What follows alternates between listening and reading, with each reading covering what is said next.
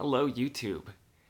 This is going to be a special upload that I'm going to be doing for my book series, the DOSCO Files, Part 1, Induction. This is Chapter 1 that I'm going to be reading. From here on out, I'm going to keep trying to upload a couple chapters just to get everyone an introduction to what the story is going to be like so they can get more of a feel. And I'll be uploading those to YouTube, so keep an eye out for those.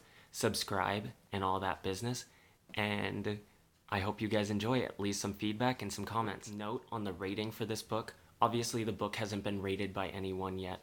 I will just say from the author's perspective that this book is written from a 20-year-old male's perspective in the real world, so in a lot of ways it's real raw, and there is language, sexuality, and drug usage. So it is something that it's not meant for everyone, but 17 plus, it's definitely appropriate because nothing in here happens without a purpose. Alright, Chapter 1. Main Street was lit up by the time the bus rolled into New City, Maine.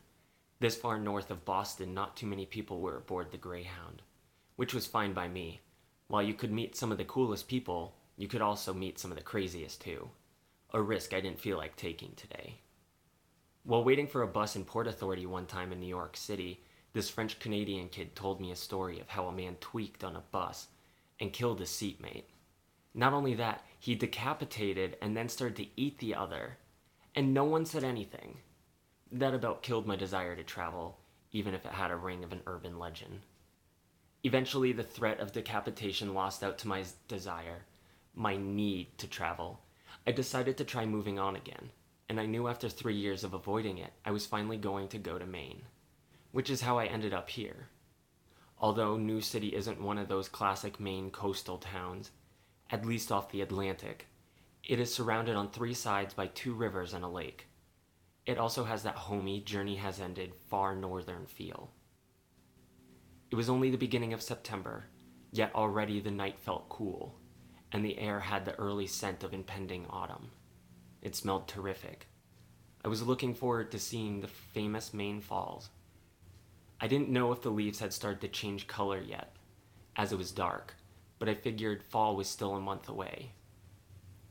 As the bus came to a halt, pulling on its brakes, the driver killed the engine and announced New City over the PA. Everyone got up, stretched a little, and made their way to the front, creating a small line. Voices from outside attracted my attention. I couldn't hear what they were saying, but it looked to be a group of 9 to 11 Caucasians gathered in a circle holding picket signs. I tried to read what they said, but all I could see were the letters SFN. I didn't know what they stood for, but the people outside sure seemed passionate. I stood up, stowing my book away in my bag that I grabbed from the overhead compartment. It was all a fluid motion, clearly practiced. The old man across the way scooted over slowly and stood up cautiously, envious of my youth. I smiled politely and fixed my earbuds as I walked to the front of the bus with everyone else. The line moved slower than I was used to while people exited, and it wasn't even a red-eye travel time. I paced impatiently from foot to foot in the luminous blue floor lighting, behind a black woman. I only specifically noted that she was black, because I could finally read the signs outside. SFN, Spics, Fags, and Niggers. My face grew red even while reading it, and I could sense the older woman in front of me stiffen as she too read the banners. How rude. Inner city, I expected this dumb, bigoted, white supremacy bullshit.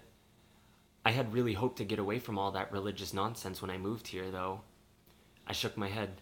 No getting around it, it would seem. My heart instantly went out to the woman in front of me, as much as I tried to suppress the empathy. She was the only African-American descendant in sight. Everyone else on the bus, myself included, was Caucasian. Many of those people around us would never know what it was like to be different, to not quite fit in, to have some innate flaw that sets you apart permanently. I was not most people, though. I am average, however. Everything about me. I measured in around 5'10", at about 150 pounds after I gorged myself, with unremarkable blondish brown hair. The only thing remotely noteworthy about me are my green eyes. They seem to soak in the light and grow it right back.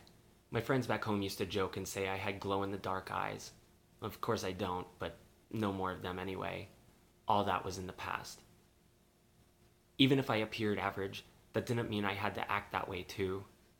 No one else on the bus was likely to help this woman out, so I would have to do it. I haven't had any friends recently. It wasn't because I didn't want them so much, but that I just couldn't stop traveling. It was hard to make friends when you didn't slow down or stop for anything. The least I could do is help this woman. Hey, if you want to step behind me, I can block their view of you on the way out, I offered in hushed tones. The squat woman in front of me didn't stop moving at first, but then abruptly turned around to face me. Her eyes were wide with terror, tearing up. She didn't look surprised, scared, but not shocked. She gave me a once-over quickly, before judging my good-naturedness. At least, I hoped. Stepping aside, she let me get past. The woman was probably in her late 40s, early 50s, but had reached the age well. Her dark skin showed some wrinkles, but only that of wisdom. Her hair was short, and she had them tastefully rolled to look like little pyramids, all nice and symmetrical across her head. She was a little stockier, but her wide hips only made her appear bigger than she was. She flashed a white-toothed smile of appreciation as I moved in front of her. Together, we made our way to the front of the bus, and then turned to leave. I stood tall at the top of the steps while the woman hunched. I didn't know what this hate group's aim was, but it pissed me off there were still so many racist assholes in this world. My heart started to beat rapidly. I never usually put myself on the line like this. The front of the bus finally emptied out of the bifold door, opening up in front of me.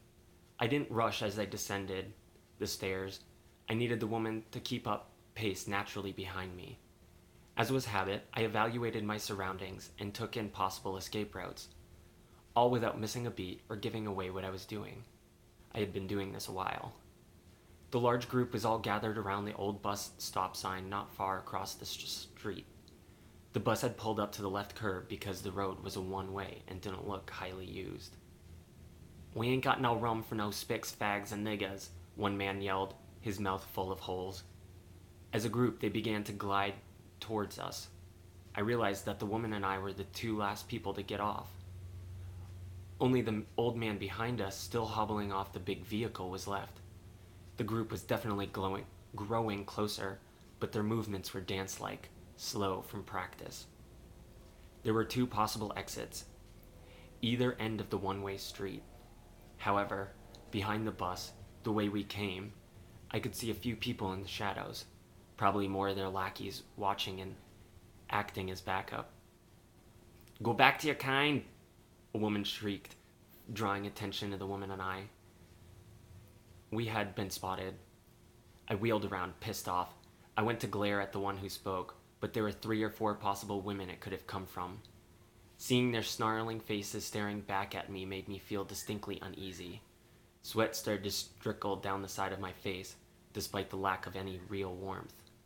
Thinking quickly, I pieced the evidence together.